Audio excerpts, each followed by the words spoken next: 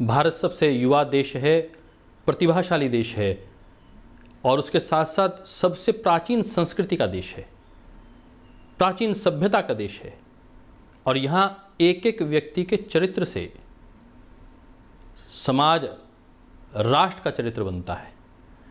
और इस चरित्र के निर्माण में जिनकी सबसे अहम भूमिका है वह हमारे गुरु सत्ताक की, वो हमारे ऋषि परंपरा की, वह हमारे संत परंपरा की। और ऐसे ही गौरवशाली संत परंपरा और गुरु परंपरा को जीवंत करने वाला एक राष्ट्र का गौरवपूर्ण राज्य है, उसका नाम है महाराष्ट्र। आज हम उसकी चर्चा करेंगे क्योंकि 5वां अंतर्राष्ट्रीय योग दिवस समारोह महाराष्ट्र के मराठवाड़ा क्षेत्र नांदेड़ में आयोजित किया गया। मराठवाड़ा क्षेत्र यूँ तो कहा जाता है पानी की वहाँ किल्लत रहती है, पानी कम रहता है, वहाँ बहुत चट्टानें हैं, चट्टानों के नीचे पानी का लेवल, वाटर लेवल बहुत नीचे है, 600 से 1200 फीट नीचे तक पानी उपलब्ध रहता है। सामान्यतः जहाँ उत्तर भारत में 200 से 300 स्क्वायर फीट पर आपको पानी मिल जाएगा, परंतु वहाँ मैं अचरज में पड़ गया कि 700 से 1200 फीट तक पानी उपलब्ध नहीं है। उस ऐसे क्षेत्र में जहाँ गोदावरी के पावन तट पर एक ऐसा गुरुद्वारा है जो संपूर्ण विश्व के तीर्थयात्रियों को, गुरुओं के प्यारों को और सिख धर्म के अनुयायियों को विशेष रूप से आमंत्रित करता है, उनको अपने साथ जोड़े रहता है। उस गुरुद्वारे का नाम है श्री तख्त सचखंड हजूर साहिब। ये 5 तख्त जो सिख परंपरा में हैं, उसमें से एक तख्त यह नांदेड़ का तख्त है। और इसका आज मैं चर्चा इसलिए आरंभ में करने वाला हूँ, यदि हम बात करें अहमदाबाद के कार्यक्रम की तो वहाँ सामाजिक संस्थाओं ने आगे आकर अंतर्राष्ट्रीय योग दिवस में अहम भूमिका निभाई। कोटा के कार्यक्रम की हम बात करें तो शिक्षण संस्थाएं अग्रणी भूमिका में थीं, परंतु साहब यहाँ नांदेड़ में सबसे अधिक जो बड़ी संख्या में भागीदारी थी वह हमारे सिख समाज और मुस्लिम समाज की थी। अर्थात पूरा समाज एक साथ उठकर खड़ा हो गया था। और आयोजन की योजना में जिसकी बात मैं आज आपके साथ साझा कर रहा हूँ, मैंने कहता हूँ कि हर बार जो एक ऐसा सत्य जो आप तक अभी तक उद्घाटन नहीं हुआ होता वो मैं आपके साथ साझा करता हूँ ये हर कार्यक्रम में।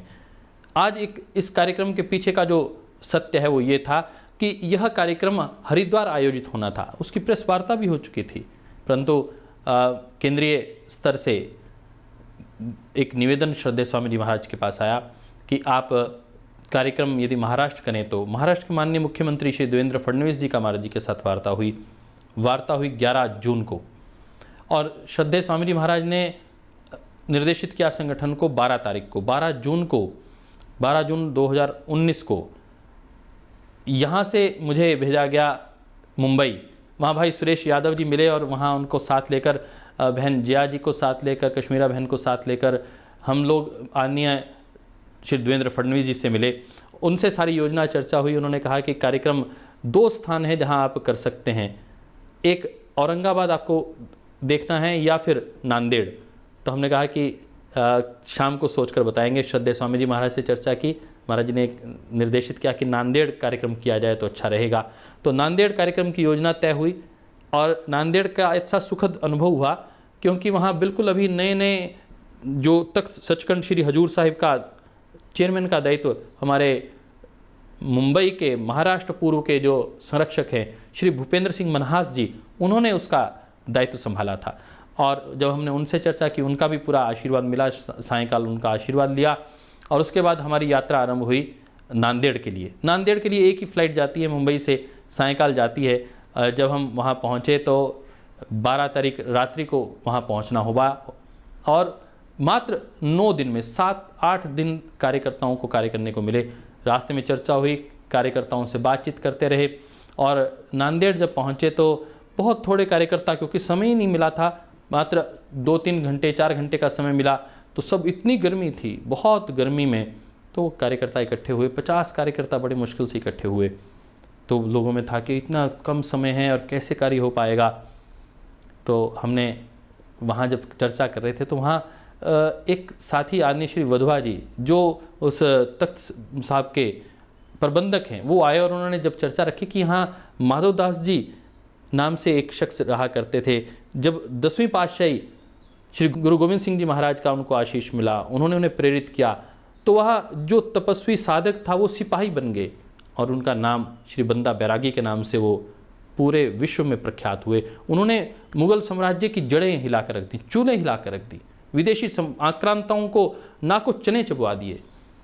तो उन्होंने कहा कि गुरु का जब आदेश प्राप्त हो जाता है, उनका आदेश प्राप्त हुआ और उन्होंने अपना सर्वस्व होम कर दिया। जो तपस्वी मार्ग पर लोग लगे हुए थे वह युद्ध के क्षेत्र में चले गए कि राष्ट्र की रक्षा करना भी जीवन का सबसे बड़ा लक्ष्य है, जैसे मोक्ष प्राप्त करना, ऐसे ही धर्म युद्ध में यदि जो व्यक्ति शहीद होते हैं वह भी मोक्ष को प्राप्त होते हैं। इस भाव को जब उन्होंने जागृत किया, कार्यकर्ताओं में बहुत उत्साह देखा हमने।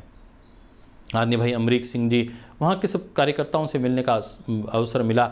जब मैं बात ये कर रहा था कि हम नांदेड़ पहुँचे, माननीय मुख्यमंत्री जी ने फ़ोन किया, डीएम श्री अरुण डोंगरे जी थे और वो बड़ा सहयोग कर रहे थे हमारा, परंतु जब पता चला कि वो तो केदारनाथ की यात्रा पर गए हुए हैं।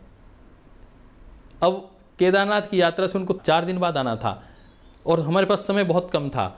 माननीय मुख्यमंत्री जी ने फ़ोन लगाया माननीय सांसद श्री प्रताप राव चिखलीकर जी को, जो अभी बिल्कुल नए सांसद बने थे। वो क्षेत्र जहां कभी कांग्रेस हारी नहीं थी, वहां कांग्रेस को हराकर श्री प्रताप राव चिखलीकर जी भाजपा के नवनिर्वाचित सांसद बने थे। उन्हें फ़ोन किया तो पता चला कि वह अभी दिल्ली में ही हैं, क्योंकि अभी अभी शपथ ग्रहण कार्यक्रम संपन्न हुआ था माननीय प्रधानमंत्री महोदय का, तो वो वहाँ पर व्यस्त हैं, अभी वहाँ पहुँचे नहीं हैं, वापस आना नहीं हुआ उनका। और इस बीच उनकी जिम्मेदारी संभाली उनकी बेटी प्रणीता ताई चिखलीकर ने, और प्रणीता देवरे चिखलीकर बहन ने बहुत जिम्मेदारी के साथ उस कार्य को संभाला। 3-4 दिन, क्योंकि एक एक पल बड़ा महत्वपूर्ण था। वहाँ एडीएम परदेसी साहब थे और उनके साथ वो कार्य आगे बढ़ा। 3 दिन हमारी बैठकें चलती रहीं, क्योंकि कार्यक्रम का स्थल का चयन करना था।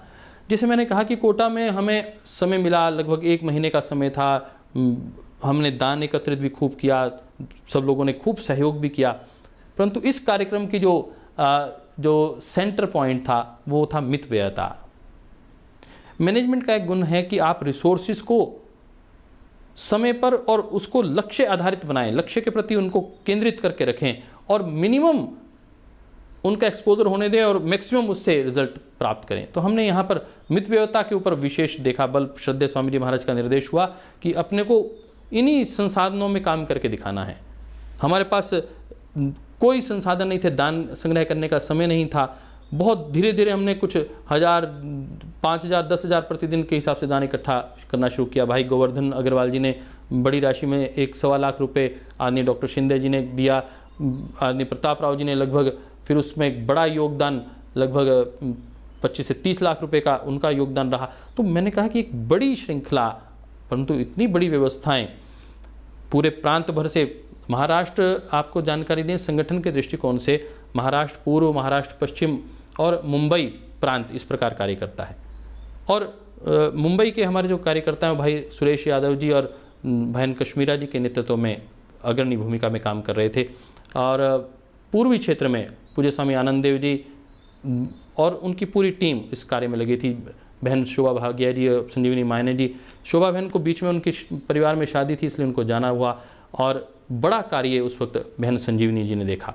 और इधर पश्चिमी महाराष्ट्र में भाई बापू पाडलकर जी, चंद्रशेखर खापने जी, उदयवानी जी और उनके साथ उनकी पूरी टीम, आदरणीय भाई गोविंद जी, दादा जोशी जी, इनका बड़ा योगदान रहा। और इनका और बहनों का नेतृत्व कर रही थी सुधाताई अली मोरे। और सुधाताई बहन ने भी बहुत जिम्मेदारी के साथ इस कार्य में सहभागिता निभाई और इस कार्य को, बहनों की अप्रतिम योगदान था। और हमारी साजने ताई जो नांदेड़ के रहने वाली हैं, नांदेड़ के भाई अनिल जी और नांदेड़ के हमारे जिला प्रभारी भारत स्वाभिमान के अखिल खान जी, क्योंकि वहाँ एक बड़ा वर्ग मुस्लिम समाज था, उनकी बड़ी भागीदारी तय करने के लिए हमने देखा भाई अखिल जी का बड़ा योगदान रहा और उन्होंने उस भूमिका को तय करके दिखाया भी। जैसे आपको पता है कि अंतर्राष्ट्रीय योग दिवस के कार्यक्रम में पूरा विश्व 2 कार्यक्रमों पर ध्यान रखता है। श्रद्धेय स्वामी जी महाराज का जो राष्ट्रीय स्तर का कार्यक्रम रहता है और माननीय मोदी जी का राष्ट्रीय स्तर का कार्यक्रम, और वो राष्ट्रीय नहीं अंतर्राष्ट्रीय स्तर के कार्यक्रम है दोनों ही। उसके दृष्टिकोण से यदि हम देखें तो इसके साथ साथ मुझे 2019 की जब चर्चा आएगी तो रांची भी आपको लेके जाना है, और एक बड़ा अद्भुत कार्यक्रम हुआ रोहतक में, उसकी भी चर्चा आपके साथ साझा करनी है। पहले चर्चा करते हैं रांची की। रांची में पिछले 30 दिन से लगातार तैयारी चल रही थी। एक महीना पहले से आयुष मंत्रालय, केंद्रीय मंत्रालय, सब लोग एक्टिव हो चुके थे, पूरी योजना चल रही थी। और वहाँ कार्यक्रम भाई छवि विरमानी जी के नेतृत्व में भाई लाला लक्ष्मी जी हैं, बहन सुधा जी हैं, और रामजीवन जी हैं, और कर्म कोरी जी, इन सब साथियों के साथ मिलकर बहुत अच्छे से उसकी योजना चल रही थी।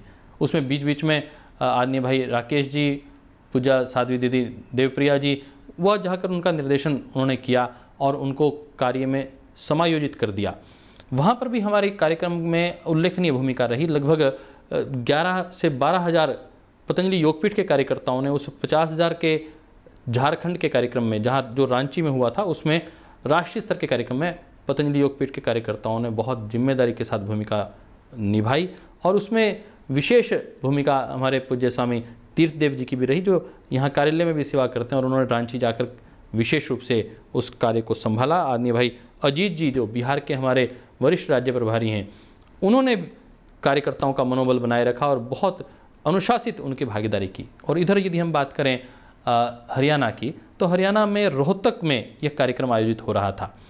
रोहतक में कार्यक्रम तैयार हो रहा था। हुड्डा ग्राउंड रोहतक को चयन किया गया था, एक बड़ा विस्तृत ग्राउंड योजना थी 50 हज़ार से अधिक कार्यकर्ताओं को जोड़ने की। परंतु 21 जून का दिन अचानक वहाँ बरसात आ गई। 2 दिन पहले बरसात का अच्छा वातावरण बन गया, शेड ढूंढने की नौबत आ गई, और श्रद्धेय स्वामी जी महाराज के निर्देशन पर भाई राकेश जी ने वहाँ की व्यवस्था संभाली, क्योंकि हरियाणा में आदरणीय माननीय गृह मंत्री श्री अमित भाई शाह जी का आगमन हो रहा था, और एक वह भी राष्ट्रीय स्तर का कार्यक्रम हो गया था। तो 3 तरफ से कार्यक्रम चल रहा था। उस कार्यक्रम को भाई राकेश जी ने बहुत अच्छे से संचालित किया।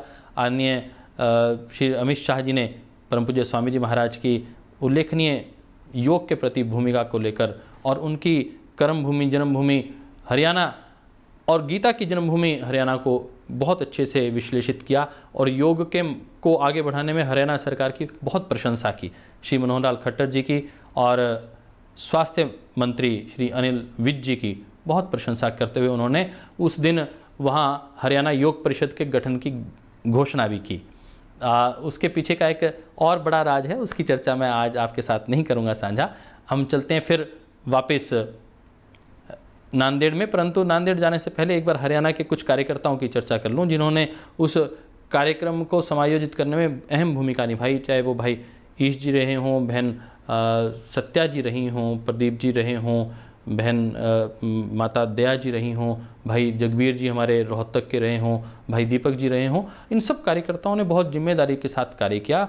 और महर्षि दयानंद विश्वविद्यालय के हमारे कार्यकर्ताओं ने, दयानंद मठ के कार्यकर्ताओं ने, और वहाँ पर जो हमारा योग की अन्य अनेक जो संस्थाएं वहाँ पर काम कर रही थीं, जो अन्य विश्वविद्यालय वहाँ कार्य कर रहे थे, पूज्य महंत जी का भी हमें बहुत आशीर्वाद प्राप्त हुआ, उनको भी हम हृदय से नमन करते हैं। तो यहाँ से अब हम चलते हैं फिर पुनः नांदेड़ की ओर, क्योंकि नांदेड़ में परम श्रद्धेय स्वामी जी महाराज की ओर से अंतर्राष्ट्रीय स्तर पर अंतर्राष्ट्रीय द लार्जेस्ट क्लास की योजना चल रही थी।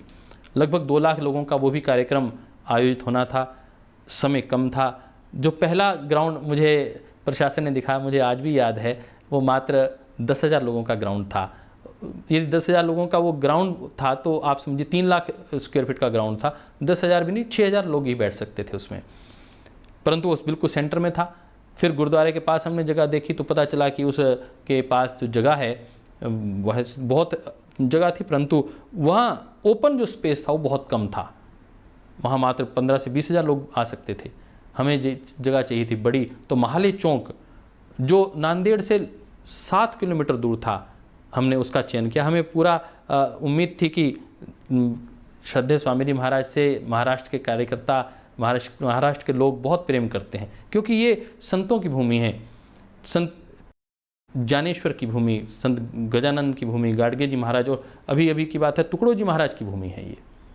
यहाँ संत परंपरा का विशेष आदर और सम्मान है। और राष्ट्रभक्ति तो साहब छत्रपति शिवाजी महाराज को हम नमन करें कि उनकी वो संस्कृति, वो हम देखते हैं कि उन कार्यकर्ताओं में कूट कूट कर वह राष्ट्रभक्ति भरी हुई है, राष्ट्र के प्रति प्रेम भरा हुआ है और अपने संतों के प्रति अगाध श्रद्धा है। तो श्रद्धेय स्वामी जी महाराज के सबसे अधिक कार्यक्रम यदि कहीं हुए हैं तो महाराष्ट्र में हुए हैं, और मुझे लगता है कि वह अपने आप में हम सब के लिए गौरव की बात है। और कार्यकर्ता भी ऐसे अनूठे हैं साहब, जहाँ लगा दो और वहाँ पूर्ण समर्पण से महाराष्ट्र के कार्यकर्ता खड़े हो जाते हैं। और इस कार्यक्रम में हमारे तीनों प्रांत के कार्यकर्ताओं का अविस्मरणीय योगदान रहा। इतनी धूप हुआ करती थी साहब कि क्या कहने, परंतु सबके बीच में हमारी जो सबसे बड़ी ताकत थी वह था गुरुद्वारा साहिब। जो श्री तख्त गुरुद्वारा साहिब ने जो सहयोग किया, मैं समझता हूँ तख्त सचखंड श्री हजूर साहिब का जो योगदान था, चाहे वह हमें कार्यालय के दृष्टिकोण से, आवास के दृष्टिकोण से, भोजन के दृष्टिकोण से, मैं भी वहीं रुका गुरुद्वारे में और सुबह कीर्तन सुना करते थे, शाम को माथा टेकने जाया करते थे। इतना ऊर्जा मिला करती थी, इतनी आध्यात्मिक ऊर्जा है, एक एक कण में श्री गुरु महाराज जी वहाँ विराजते हैं। 10वीं पातशाही श्री गुरु गोविंद सिंह जी महाराज ने अकाल चलाना यहाँ से किया, और ये तो पावनी भूमि है साहब, गुरुओं की भूमि है, तीर्थ की भूमि है। और शाम को जब, रात को जब खीर मिला करती थी साहब, जो स्वाद है, मैं आप सबको आमंत्रित करता हूँ, नांदेड़ जाइए गुरुद्वारे में, और जो आपको प्रेम मिलेगी, जो श्रद्धा भाव आपको दिखेगा, जो सेवा भाव दिखेगा, वह अद्भुत है साहब। हमारे कार्यकर्ता वहाँ रुके, लगभग 300-400 कार्यकर्ताओं के आवास की, भोजन की, इन 5-7 दिनों में, और कोई हम सोच भी नहीं सकते थे 5-7 दिनों में इतने कार्यकर्ताओं को रुकने की, भोजन की व्यवस्था करना एक बड़ा विकट कार्य था, संबल बना।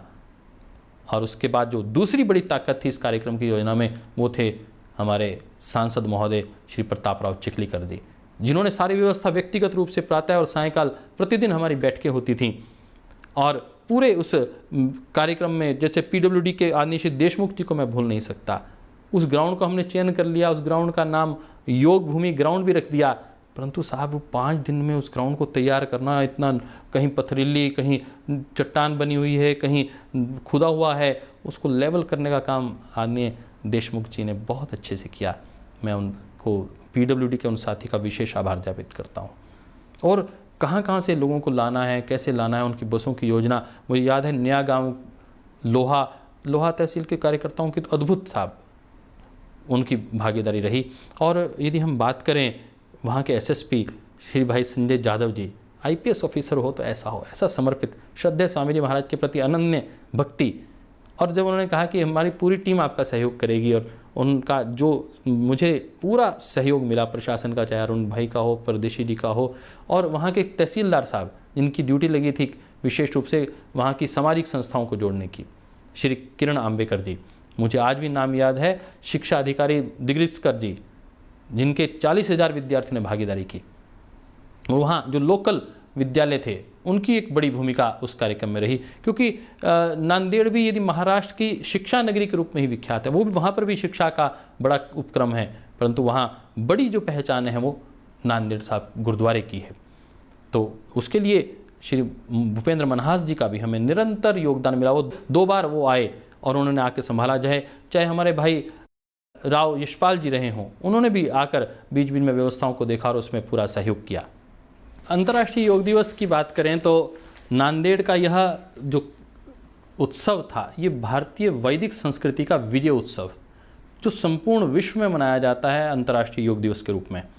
उसकी हम यदि कल्पना करें, उसकी यदि स्मृतियों को संजोने का प्रयास करें तो इस 25-30 मिनट में संजोना बहुत कठिन है, क्योंकि एक एक कार्यकर्ता का नाम, उसके उत्साह, उसकी योजना के पीछे जो उसकी ताकत थी, उसको समेटना बड़ा कठिन है साहब।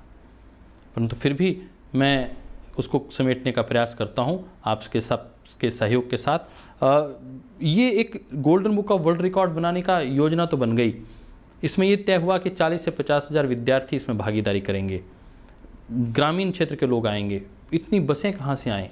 बसें ढूंढने लगे तो बसें उपलब्ध नहीं हैं साहब। उन लोगों का ट्रेनिंग का शेड्यूल, उनको ट्रेन करना था। बीएसएफ के लोग आना चाह रहे हैं, आईटीबीपी के लोग आना चाह रहे हैं, उनकी ट्रेनिंग करनी है, ताकि वहाँ प्रेजेंटेशन जो हो वह एक साथ दृष्टिगोचर हो और एक साथ जब वो लोग समन्वय के साथ करें। ये हमारे लिए सबसे बड़ा चैलेंज था और वो 7 दिन में ही हमें करना था। उसमें हमारे कार्यकर्ताओं ने जो योगदान दिया। विभिन्न विद्यालयों में जाकर, विभिन्न गाँवों में जाकर, ढानियों में जाकर और आर्मी के कैंप में, पुलिस के कैंप्स में जाकर उनकी जो ट्रेनिंग करवाई वह अपने आप में महत्वपूर्ण थी। और कई चैलेंजेस और थे साहब, जो उसकी एक थोड़ी सी बानगी आपको बताना चाहता हूँ, क्योंकि श्रद्धेय स्वामी जी महाराज के आने से पहले ही आस्था की टीम आ जाती है और हमारे म्यूजिशियंस आ जाते हैं, भाई हरि और उनकी पूरी टीम आ जाती है। परंतु हमें लास्ट दिनों में पता चला कि हरि भाई नहीं आ रहे हैं, क्योंकि श्रद्धेय स्वामी जी महाराज को कहीं और से आना है और वो अकेले ही पहुंचेंगे। हम बड़े चिंतित हो गए कि इतना बड़ा कार्यक्रम है और एक ही दिन का कार्यक्रम है। आपको ध्यान होगा, यदि हम फरीदाबाद की बात करें तो वहाँ 5 दिवसीय कार्यक्रम था। हम बात करें गुजरात की तो 5 दिवसीय, और कोटा की बात करें तो 3 दिवसीय कार्यक्रम था। परंतु नांदेड़ में मात्र 1 दिवसीय कार्यक्रम था। 3 दिन तक लगातार कार्यक्रम होता है तो एक मोमेंटम बना देते हैं श्रद्धेय स्वामी जी महाराज जी, आह्वान कर देते हैं, हमारा कार्य बहुत सरल हो जाता है। परंतु एक ही दिन के कार्यक्रम में सारा लोड, आप समझ सकते हैं कि क्या स्थिति होती है कार्यकर्ताओं और आयोजन की क्या स्थिति होती होगी। तो श्रद्धेय स्वामी जी महाराज का आगमन हो रहा है और वो भी बिना म्यूज़िक टीम के। तो हमें 3 दिन पहले पता चला, तो मैंने भाई विष्णु जी और अपने सुधाताई के जिम्मे लगाया कि आप कैसे भी करके व्यवस्था करिए। और फिर उन्होंने उस व्यवस्था की। तो मंच पर एक गीतकार भी पहुँचे, उसकी भी व्यवस्था हुई। और जब परम श्रद्धेय स्वामी जी महाराज का आगमन हुआ, तो जब श्रद्धेय स्वामी जी महाराज का आगमन हुआ तो नांदेड़ की जो भूमि है, मैंने कहा कि वो बहुत आध्यात्मिक भूमि है, तीर्थस्थली है साहब। तो उन्होंने कहा कि हम तो स्वामी जी महाराज का अभिनंदन करना चाहते हैं। 2000 मोटरसाइकिल, लगभग 500 के करीब गाड़ियाँ लाइनअप हो गई। और स्वामी जी महाराज को जब एयरपोर्ट से हम लेकर चले तो पूरा का पूरा नांदेड़ उमड़ कर आ गया सामने। चारों ओर से फूलों की बरसात हो रही है, गुलाब के फूल फेंके जा रहे हैं और उनके साथ प्रतापराव चिखलीकर जी चल रहे हैं, अन्य साथी उनके साथ चल रहे हैं और बड़ी भारी उत्साह हमने देखा। और साथ में कहीं कहीं भी मुसलमान भाई अभिनंदन कर रहे हैं, कहीं उर्दू स्कूल के छोटे छोटे बच्चे श्रद्धेय स्वामी जी महाराज का, छोटी छोटी बेटियां बुर्का पहने हुए उन स्वामी जी महाराज का, मेरे सामने वो दृश्य आज भी दिखाई देता है कि छोटी छोटी बेटियां बुर्का पहने हुए स्वामी जी महाराज का अभिनंदन कर रही हैं। और इधर सिख भाई अभिनंदन कर रहे हैं। श्रद्धेय स्वामी जी महाराज सीधा वहाँ से निकले और सब लोगों का अभिवादन स्वीकार करते हुए सीधा गुरुद्वारे पहुँचे श्री भूपेंद्र मनहास जी के साथ। गुरुद्वारे प्रबंधक समिति का आभार ज्ञापित किया, माथा टेका, श्री गुरु साहब को प्रणाम किया, उनका आशीष लिया और स्वामी जी महाराज वापस निवास पर पहुँचे। और हम कार्यकर्ताओं ने सुख की सांस ली कि श्रद्धेय स्वामी जी महाराज आ गए। और उत्साह तो स्वामी जी महाराज के आने से ही, जब उनके अभिनंदन के लिए लगभग 15 से 20 हज़ार लोग आ चुके थे, तो हमें पूरी आशा हो गई थी, विश्वास हो गया था कि अब सुबह का कार्यक्रम तो बहुत अच्छा होने वाला है। बसों की व्यवस्था हमें करनी थी, लोगों के पहुंचने के लिए बसें उपलब्ध नहीं हो पा रही थी, मात्र 700 बसें उपलब्ध हो पाईं। मितव्ययता के साथ अपने को कार्य करना था, बजट बहुत कम था, व्यवस्थाएं कम थीं, समय बहुत कम था। परंतु श्रद्धेय स्वामी जी महाराज के आने से और श्री देवेंद्र फडणवीस जी का जो नेतृत्व था, श्री प्रतापराव चिखलीकर जी का जो अपने कार्यकर्ताओं के साथ पूरी भागीदारी थी, उसने इस कार्यक्रम की सफलता की नींव रख दी। और जब हम सुबह 4:15 बजे पूजा दीदी साध्वी देवप्रिया जी के साथ निकले कार्यक्रम में भागीदारी करने के लिए, तो देखा कि निकलने का रास्ता ही नहीं है, हम पहुंच ही नहीं पा रहे हैं। रास्ता हटाने के लिए लोग लंबी कतारें चल रही हैं। और उनको देख के मुझे लगा कि ये तो प्रखर मावलियांची फौज है। और उनको देखकर मन गदगद हो उठा। क्या समर्पण और क्या अनुशासन। जहां उन्हें कहा गया था कि यहाँ स्कूटर खड़े होंगे, वहाँ स्कूटर लगे हुए थे, लाइनें बहुत अच्छे से, जहाँ बसें लगनी थी, जहाँ गाड़ियाँ लगनी थी, स्वतः स्फूर्त जो भागीदारी थी साहब, लगभग 1.5 लाख लोग स्वतः स्फूर्त आए और मात्र 30-35 हज़ार लोग बसों के माध्यम से आए। 2 लाख का वहाँ जो ग्राउंड था वो खचाखच भर चुका था। लोग सड़कों के ऊपर खड़े थे, गाड़ियों के ऊपर खड़े थे और उस कार्यक्रम में भागीदारी कर रहे थे। मैंने कहा कि वो गीत कंधों से मिलते हैं कंधे, वहाँ तो मुखर हो ही रहा था, क्योंकि हर कार्यकर्ता जब वो कार्यक्रम के आरंभ से पहले इस गीत को गुनगुनाया ही करते थे हम। परंतु एक गीत जो हमारी नई टीम, संगीत की एक नई टीम आई थी, जो हमारे कार्यकर्ताओं की मुझे अच्छे से याद है। एक हमारे कार्यकर्ता हैं अवताड़े जी, लातूर के, उनकी बिटिया, उसको हमने लिया। क्यों? हमें उम्मीद थी कि परिवार का व्यक्ति होगा, संस्कारित बच्चा होगा तो अच्छे से प्रेजेंट कर पाएगा, नहीं तो हम ऐसे व्यक्ति को, सामान्य व्यक्ति को मंच पर नहीं ला सकते। और उसने जो गीत की प्रस्तुति अपनी टीम के साथ की, जय जय महाराष्ट्र माझा, गरजा महाराष्ट्र माझा, क्या साहब, पूरा वातावरण खिल उठा।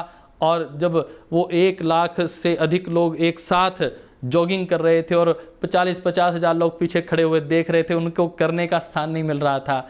अद्भुत दृश्य था साहब। उस दृश्य को नमन करता हूँ, कार्यकर्ताओं के पुरुषार्थ को प्रणाम करता हूँ। और माननीय देवेंद्र फडणवीस जी ने, उनको बीच में जाना पड़ रहा था, परंतु जब उन्होंने देखा कि योग में जिस व्यक्ति ने बहुत अद्भुत कार्य किया है, भाई श्रेयस्कर जी, उसने कहा कि मुझे तो अपनी प्रस्तुति देनी है, तो माननीय मुख्यमंत्री जी रुके और उस प्रस्तुति को देख कर गए। वह भी अद्वितीय प्रस्तुति थी। बच्चों ने भी बहुत अच्छी प्रेजेंटेशन तैयार की थी। समय कम था, परम श्रद्धेय स्वामी जी महाराज को जाना था, परंतु मैं इस सब के बीच में कहना चाहता हूँ कि golden book of world record बना। अविस्मरणीय तस्वीरें हैं। यदि आप देखेंगे, ड्रोन का जो आपको चित्र दिखाई देगा, वो 30 सेकंड की क्लिप अपने आप बता देगी कि कार्यक्रम कैसा था और उसकी इतिहास कैसा था। मैं पुनः इस कार्यक्रम में प्रत्यक्ष और परोक्ष रूप से सेवा करने वाले उन सभी कार्यकर्ताओं को नमन करता हूं, और ख़ास तौर पर नमन करता हूं जो विशेष संस्थाएं जुड़ी थी, धार्मिक संस्थाएं, और सिखों की उस पावनी परंपरा को नमन करता हूं जहां श्रद्धा और भक्ति अटूट है, जहां से बहुत कुछ सीखा जा सकता है और वहां सीखना ही चाहिए। और मैं वहां पर रहा, मैंने स्वयं देखा कि जो श्रद्धा और भाव है, हमारे एक एक कार्यकर्ता ने भी उसमें से बहुत कुछ सीखने का प्रयास किया।